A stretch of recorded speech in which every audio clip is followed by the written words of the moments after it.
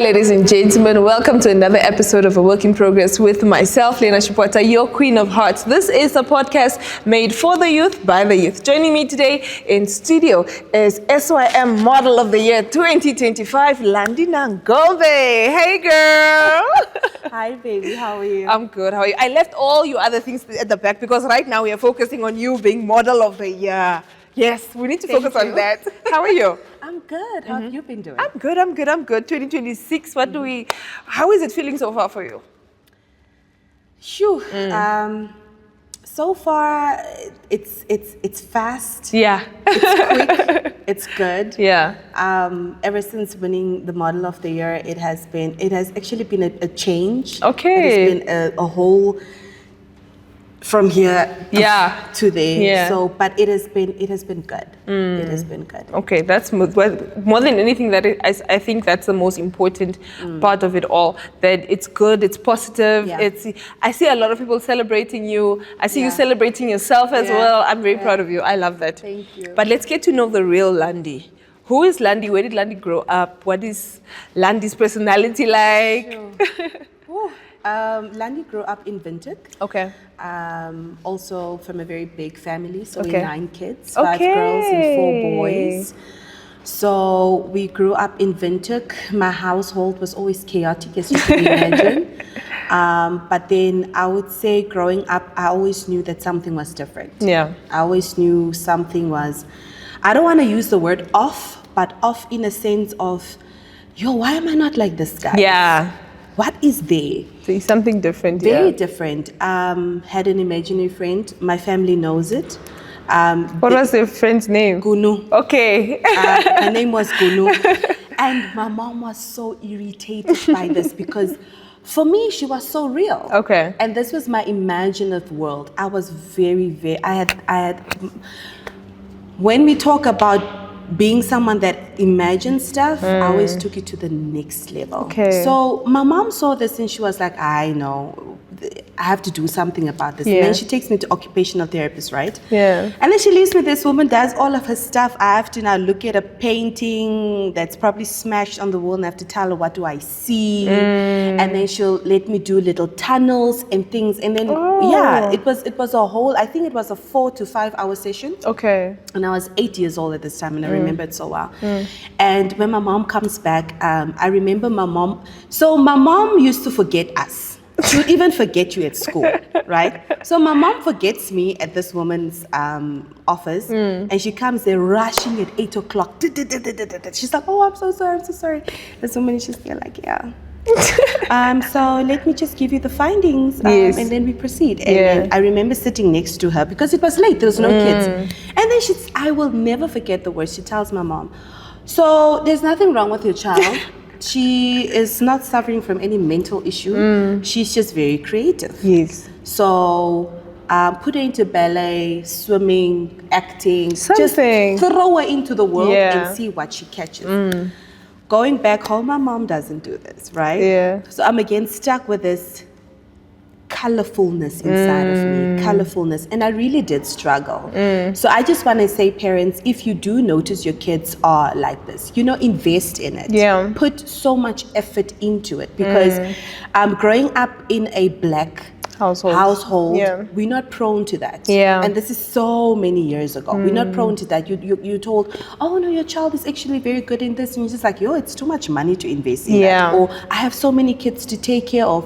Doing that now for her will be, And what about the other kids? What about the other kids? Yeah. And she was a single mom. And fast forward, primary school, done the same. Always when there was theater plays, whatever had to do with being the spotlight, your girl was there. Yeah. And high school, so this is in high school where now I figured out, okay, you know what? This is who I am. I went into drama. And I was like, I found my love. I found it. And I was so confident. It's like, yes, I found it. I did NTN programs. Okay. So I was a lot in NTN. And then I went into film, and then I did a lot of film, and then a dip came, right? Okay. So this dip came from I just want to be honest and I want to say it. It was always the same type of people being casted. Okay. It was always the same type of faces you see everywhere. And then you're pushing and you're trying to crack this door open and nothing really happening. At a point I felt, maybe that's it. Yeah. Maybe I've reached my threshold. Maybe that is it. And I completely went out of the scene. Okay. I completely went out of the scene. No acting, no drama, no theater, no film, nothing. And people would call me up, listen, this is role that I have for you. You don't even have to audition. You know, just come through because I know this will be perfect for you.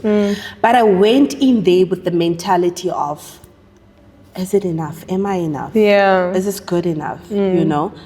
But I loved being in a room with people that have made it.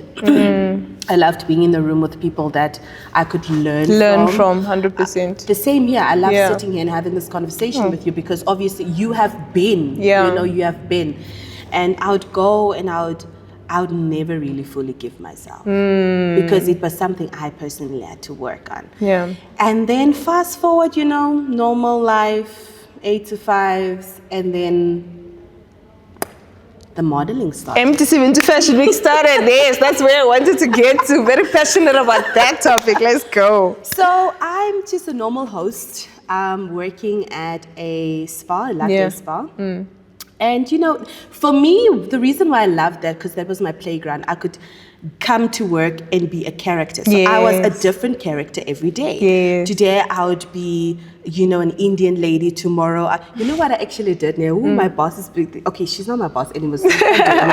So this is what you have to do. You have to call the clients for the previous, for the next day. And, you know, just confirm if they're gonna come.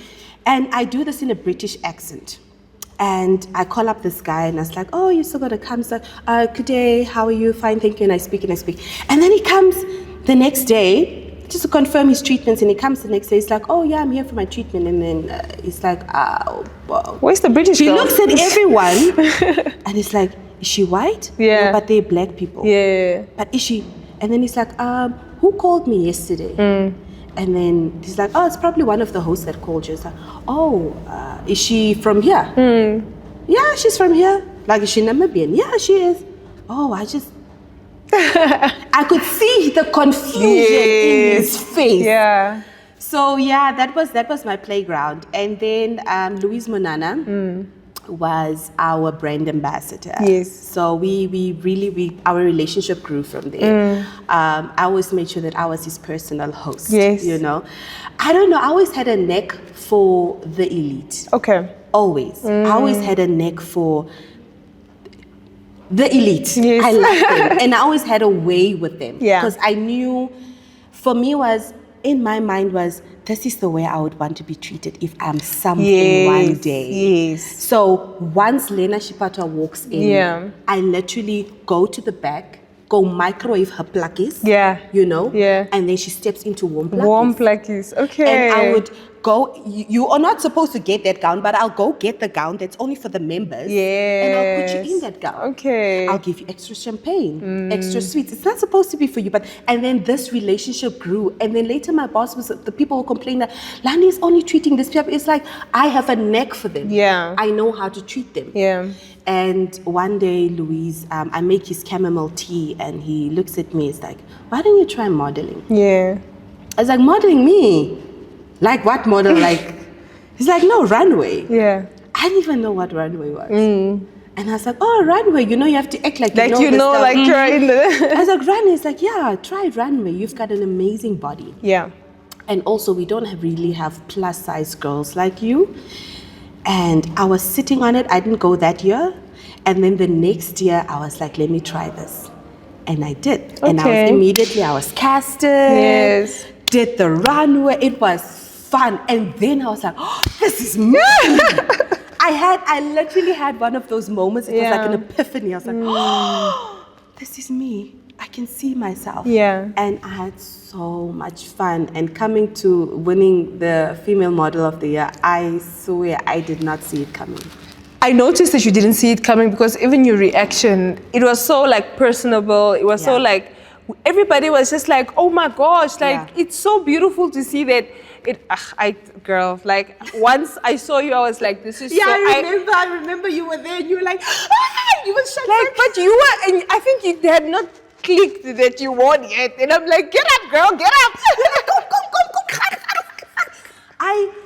Listen, let me tell you. So I get home on a Saturday. I don't know from where, probably the streets or something. And I go on my phone and I see Nomination. and I go on my message, Simply You magazine. I swipe. I shouted, I screamed. My house was like, what is going on? And I show I was nominated Female Model of the Year. Coming to that, Elena, the reason why I think I was so emotional that day was because I remember as a little girl, I always wrote and I said, I would want to win an award as an actor. Okay. So that was something I had for myself. And as I saw the years went and I went out of acting, and I went into that dip of, am I good enough? Is this enough? There was a time I even begged God to take these gifts away from me because it was too much. Yeah. So when they called and it was like, Landi Nangombe, yo. I remember sitting and I was just like, is this real? It could not be me. Is They it real? called. Is it not? Is it real? And I woke up on that stage and the only speech, I didn't even prepare a speech. I just know I wanted to win so bad. Yeah. I literally terrorized people to vote. I remember I spent so much money on voting myself. Okay. So when it happened, for me it was just, I cannot go home without this award. Yeah. It was that type of hunger. Okay. And even when I delivered my speech, it was very personal because I really remember asking my mom one day, when you were pregnant with me, was there something different? Yeah. There must have been something different. You can't have 9 kids and all your pregnancies were the same. Yeah. I mean, did you not crave Dubai? Something. Like just a yacht. I am different, man. Why do I like that? Yes. Yeah. And I remember my mom always, growing up, my mom always had this word. She said, "Jy het 'n baie duur oog." Okay. It means you have a very expensive eye. A secret about me, people didn't know, I only started eating butter when I started working and I could afford the type of butter I wanted. Yeah. Because my mom would buy the romies and the stuff and the stuff, you know, the cheaper ones. And the taste was just... It's not. So my once palate. I started working, I walked in and I bought myself the salted butter, come on. The ramas. Yes. That is, so she always used to tell me, jy het 'n baie duur oog. Jy moet of eendag baie ryk raak of 'n baie ryk man trou. Because she was so annoyed with my tastes and the person that I was. So I remember when I made that speech and I said, you know, I asked my mom, did she crave different? Was her pregnancy different? And she said the pregnancy was very normal, but your birth was dramatic. I was like, yeah, something, man. That makes more sense. There must have been something. Yeah. So winning that award was, for me, it was a life changer. Yeah. And also for us that sat in the room as you were saying your speech, it was a very inspirational moment because a lot of us even have these moments where you also ask yourself, am I good enough? Have I reached my peak? Am I at the ceiling? Do I have more to give? Am I made for this, you know? But then just sitting there and listening to your speech, it's like, wow, actually, you always just think about yourself, but when you hear the next person's story, you are like, oh my gosh. Yeah. Like I was even watching people's faces and I was just like, yeah, no, you touched a lot of people. Your speech was so, we were crying. Yo, I cried. I cried. Even when they took me at the back, I was bawling my eyes. Oh, you didn't care about your makeup. You didn't care about... I'm just like, oh my God, you guys You won't understand. And how did your family receive the award? One thing about my family is they are so supportive of my talents, of my gifts. I have one sister in specific. She's biggest so fan. Extra. Yeah. She's the biggest fan. So they were really happy. They were really happy. They even were like, yeah, we should make a party for the award. And Baba was just like, hey guys, just wait. Please, just wait. Just calm wait. down. So for me, I I remember one day taking this sister of mine. She's like, "No, you have to bring the award because at her house, all of our 21st keys, all of your achievements is at her house, like in a cupboard." She's like, "You have to bring the award and we have to put it in." And I look at the award and I say, "Okay, it's done." And I put it away and then I'm normal and like, what's next? Because once you allow it to get to your head, you sort of like start worshipping that award, and then you don't leave room for the next thing, and you also. You forget to be humble. You forget. I get it. Absolutely. You are like, okay, I'm grateful for this. This was a great run. In as much as there's still like a full year until the next person wins an award. Now, personally, I now have to move on to the next thing. I have to move on to the next thing. And I would say what this award did for me personally is it awoken so many dead dreams. Okay. So many. Yeah. Now I find myself, I want to go into presenting. Yes. Now I find myself, I want to go back into acting. Yeah. Now I find myself, how about writing something? So it really, really awoken so many things. I think I'm just at a place of now, since I have not done anything for so long, it's a thing of, okay, if it's hot enough, is this too cold? How do I maneuver through it now? That's the only thing I'm kind of working on right now. Yeah, and God has a way of sort of reigniting things, right? Yes. So I'm so glad you actually said that, because that was literally your letter from God. Like, you asked me to even remove these talents at some point. You were asking if you're good enough. I'm showing you are. Okay, so don't stop here. You have to move on. So I'm very, very proud of you for winning. Much. And it's also great to have seen a plus size model win the award. That was very beautiful to see. Simply You magazine. Props to you guys. Props to you guys. Thank you to MTC also. You guys must got money. Yes, we did. Now. Hi. We put it away for the next big thing. Yes. Okay. Reinvest into the craft and stuff. But how do you feel about being in our industry? It's growing, but just at a slower pace that we expected, no? Especially for a lot of us that started like way back.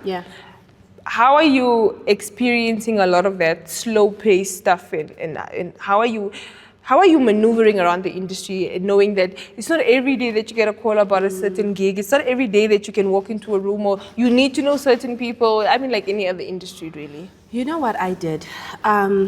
I took the bold initiative of getting a manager. Okay.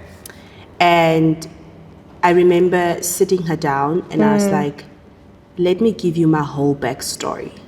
Yeah, so you understand. The beauty is that this person is also in the creative industry, so they know the nitty-gritties. So we sat down, I told her, this is where I am right now, this is where I want to go.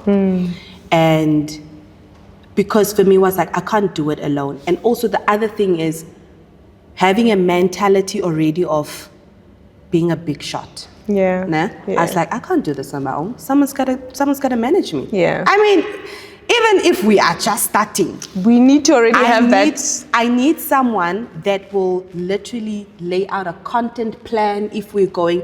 So what this woman does is, whatever call I get, she checks. Who is this? Where is it airing? What is it doing? Where are we going? How long is it going to be? So I just focus on my craft. And what we do is, you don't get a call every day, but what I do is I put myself out there now. Like when we went to the MTC Content Creators Awards, I went to go create content on my presenting skills. You know? So I can put that out there, because the other thing is, you have to throw out the fishing line, whatever they call it, and you have to see what you're gonna catch. So that is what I'm doing now. I'm just trying to put myself everywhere. Also being very intentional where I put myself out to, because you also don't want to seem too desperate. You don't want to seem too desperate. You want to seem like you've got your things, you know, achter mekaar, and you know what you're doing. But then also you want to be respected. Because one thing that I've noticed from that time coming in the creative industry is people don't take it serious. People don't take the creative industry serious, especially when it has to come to money, when it has to come to paying. They look at you and they are like, oh no, we're just gonna give her like a 3K. 3K for what, my guy? Like what? what You you're can asking, spend $3,000 yes. in a day, literally on like your household things. Exactly. Yeah. And then you're looking into so much. You have to put, it's makeup, it's an outfit, it's the hair, it's the nails, it's the what, and you have to show up. Sometimes you have to do all of these things for yourself. And then you show up, and then this is the money. So I've noticed the creative industry, when it really comes to funding and when it really comes to finances, it's a bit of a joke. So I would just want the suppliers to really, if you're going to call someone out and if you're going to tell them this is what you want to do, I mean, obviously they look at your craft as well, and they look at, okay, how long has she been Experience, coming, yeah. experience, but then also look at the hunger and look at the talent. That is what I would say. 100%. Yeah. Now, I always tell people, no matter how big you think you are, Yeah. I think the hunger should always be there. And I try to remind myself of the hunger by doing things like always being on time. Yes. Like, I never want to be known as somebody that is always late. Yeah. I never want to be known as somebody that is, well, not prepared. Yes. Somebody that is full of themselves, so to And say, should like, be always looked for. look like, does it make sense? Where's Landi? Say, like, You didn't communicate with anybody, you just Yeah. went, you just... just I'm not going to mention names, but one thing that I really, really love what the team on MTC Fashion Week did this year is they took things so serious. There was one particular gentleman that kept coming late, leaves early, you know, those funny things, and they cut him there and then. Yeah. There and then. You don't respect And yourself. me, myself, was like, huh? You guys are serious. So you should really have a hunger for this. Because if you don't respect yourself, nobody else is going to respect you. Exactly. Because if they always know that Landi is always on time, even the 5th project that they invite you to work on, they will at least send somebody to go and open for Landi because they know Landi is always going to be on time. And it's just, it's not a nice thing to always leave somebody outside or whatever. So they're always going to know, okay, Landi is always going to be on time. So we must at least have a space for her to sit down, to whatever. So you always need to have that hunger in you. Exactly. When people call you for something and you just feel like, I'm too big for this. No, sometimes just take it. If you're Just free, take it, take it, go do it, Yeah. go mingle with people, go interact with people. networking. Network Yes. something. Like I remember even when I did the countdown, New Year's countdown, with City of Windhoek in NBC. For me, it was a great opportunity. I got to go into the crowd, mingle with people. There were a few drunk people. It's still a nice opportunity to just sit there and still get paid at the end of the day. You know, you're doing a live show, and I absolutely love live shows. That is one of my favorite things. Absolutely love live shows.